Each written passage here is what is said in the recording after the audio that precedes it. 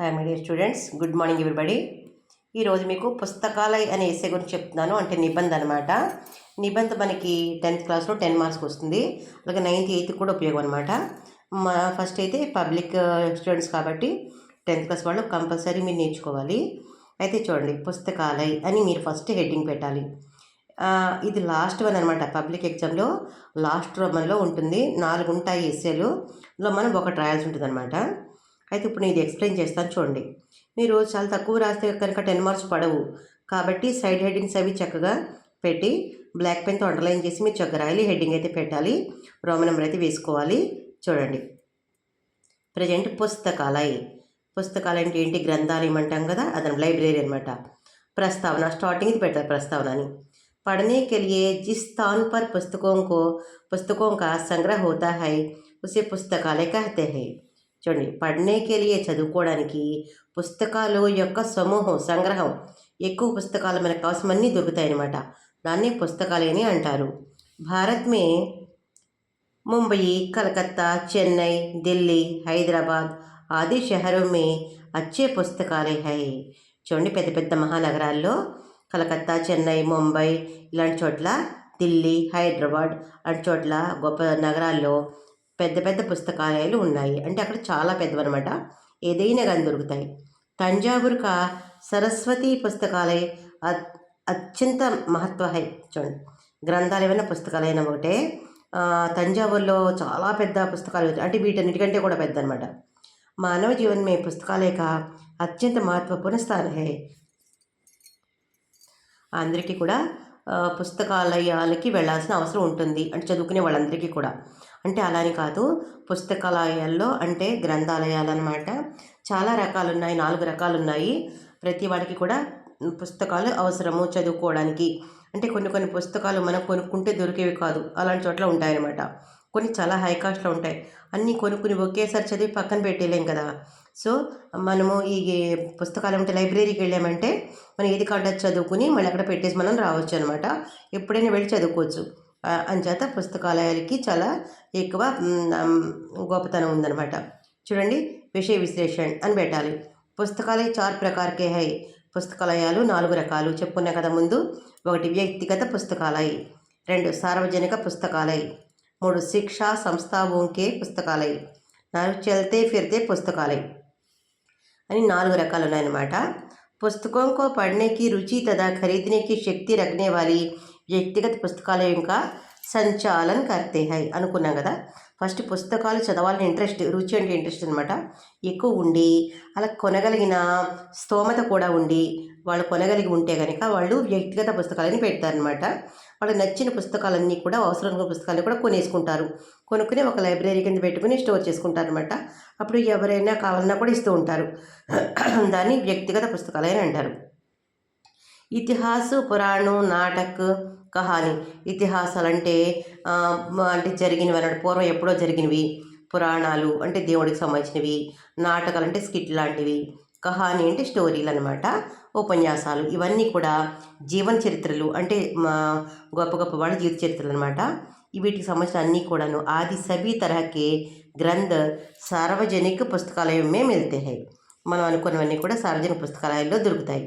इनमें सभी लोग अपनी पसंद की पुस्तकें पढ़ सकते हैं. ఇప్పుడు అందరూ వెళ్ళి వాళ్ళకి ఏది కావాలంటే చదువుకుంటారు. నియత్ శుల్క్ దేకర్ అంటే కొంచెము డబ్బు కట్టి, అంటే ఎంతో కొంత కట్టించుకుంటారనమాట.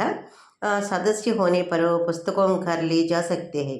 అంటే అస్తమానం కూర్చొని చదువుకోవడం కుదరదు కాబట్టి కొంచెం అమౌంట్ అక్కడ కట్టేసి బుక్ని ఇంటికి తీసుకెళ్ళచ్చు అనమాట. తీసుకెళ్ళి చదువుకుని మళ్ళీ అయిన తర్వాత తీసుకొచ్చి ఇవ్వచ్చు. అలా 1 వీక్ 1 మంత్ అలా అనమాట, ఎప్పుడైనా కానీ ఇవ్వచ్చు. దానికి కొంత టైం అంటూ ఉంటుంది. शिक्षा संस्थाओं के पुस्तकालयों से केवल तत्संबंधी विद्यार्थी ही लाभ पा सकते हैं.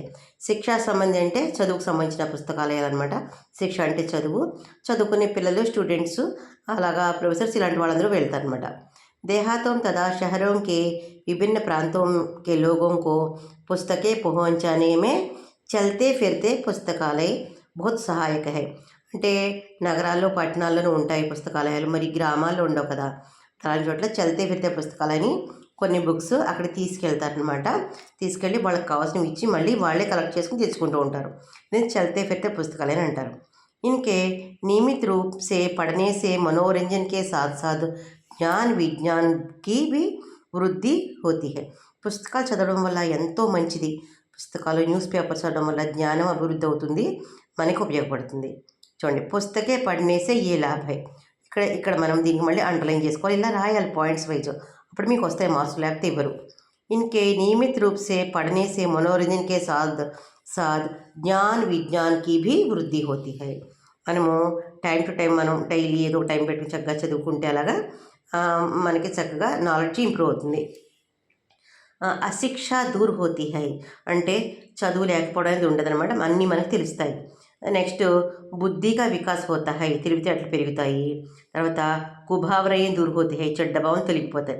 చదువుతూ ఉంటే ఎప్పుడూ కూడా సంస్కారం పెరుగుతుంది. विभिन्न देशों की सामाजिक राजनीतिक धार्मिक और आर्थिक పరిస్థితుల పరిచయం మిగతా హై అంటే చూడండి, విభిన్న దేశంకి అంటే మన దేశమే కాదు, మనం ఉన్న చోటే కాదు, ఇంకా ఉన్న దేశాల్లో ఉన్న ప్రాంతాల్లో కూడా సమాజం ఎలా ఉన్నారు, అక్కడ పాలిటిక్స్ ఏంటి, అక్కడ ధర్మం ఏంటి, అక్కడ కల్చర్ ఏంటి, అక్కడ ఆర్థిక పరిస్థితులు ఎలా ఉన్నాయి, ఇవన్నీ కూడా మనకి తెలుస్తాయి ఇవన్నీ చదవడం వల్ల. లాస్ట్ ఉపసంహారాన్ని పెట్టండి, పెట్టి అండర్లైన్ చేయండి. పుస్తకాలే హమారా సచ్చా మిత్ర హై. పుస్తకాలు మనకు ఒక ఫ్రెండ్ లాంటిది. పుస్తకం చదువుతూ ఉంటే మనకి ఎంత టైం పాస్ అయిపోతుంది, ఎవరి అవసరం కూడా ఉండదు మనకి. ఇస్కి రక్షా కర్ణ హమారా కర్తవ్య హై. గ్రంథాలయాన్ని మనము రక్షించుకోవాలి, జాగ్రత్తగా ఉంచుకోవాలన్నమాట. బుక్స్ తీసుకెళ్ళి ఇవ్వకుండా ఉండాలంటే చేయకూడదు. ఇస్లియే పుస్తకం కో గందా కర్ణ పన్నే ఫాడ్నా నహీ చాహియే. అంటే ఇప్పుడు బుక్స్ మనం లైబ్రరీకి తీసుకెళ్తాము, తీసుకెళ్ళిన తర్వాత బుక్స్ నీట్గా ఇవ్వకుండా పేపర్స్ చింపేసి లేకపోతే మురిగ్గా చేసి అట్లా చేయకూడదు అనమాట. ఆ చేతి ముట్టుగా చేయకూడదు. అచ్చి పుస్తకే సచ్చే మిత్రకే సమాన్ హమారే జీవన్ భర్ కామ్ ఆతీ హై. మంచి పుస్తకం ఒక మంచి స్నేహితుడు లాంటిదనమాట. ఏ సచ్చే గురువుకి తరహ జ్ఞాన్ ఔర్ మోక్షదాయక్ బి హై. అది ఒక మంచి సద్గురువు లాంటిదనమాట, అందుచేత మోక్షాన్ని కూడా ప్రసాదిస్తుంది. అంతే కదా, దేవుడు గ్రంథాలు చదువుకుంటే మనకి మంచి చెడ్డ అన్నీ తెలుస్తాయి కదా. సో పుస్తకాలే మనకి చాలా వెరీ వెరీ ఇంపార్టెంట్. కాబట్టి మనం ఈ ఎస్సే మనం ఎగ్జామ్కి వస్తుంది కాబట్టి చదువుకోవాలి. మొత్తం అంతా జాగ్రత్తగా చదవండి, పాయింట్ టు పాయింట్ చదువుకోండి, ఇక్కడ ఎలా ఉందో అట్లాగే రాయండి, ఓకేనా. అలా రాయడం వల్ల మీకు చక్కగా నాలెడ్జ్ ఇంప్రూవ్ అవుతుంది. మంచిగా ఒకసారి చూపిస్తాను, చూడండి జాగ్రత్తగా, మీరు విని చక్కగా చదువుకోండి. బై హార్ట్ చేయండి, స్పెల్లింగ్ మిస్టేక్స్ లేకుండా అయితే రాయండి అమ్మా, అలా అయితేనే మనకి మంచి మార్క్స్ రావడానికి ఛాన్స్ ఉంటుంది, ఓకేనా. ఇలాగే డైలీ ఒక ఎస్సే చెప్తూ ఉంటాను, మీరు చక్కగా చదువుకోండి. చదివినప్పుడు కాన్సన్ట్రేషన్ పెట్టండి, అలా పెట్టినట్టయితేనే మనకి గుర్తుంటుంది, లేకపోతే గుర్తుండదు. ఆల్ ద బెస్ట్ అందరికీ, గుడ్ లక్.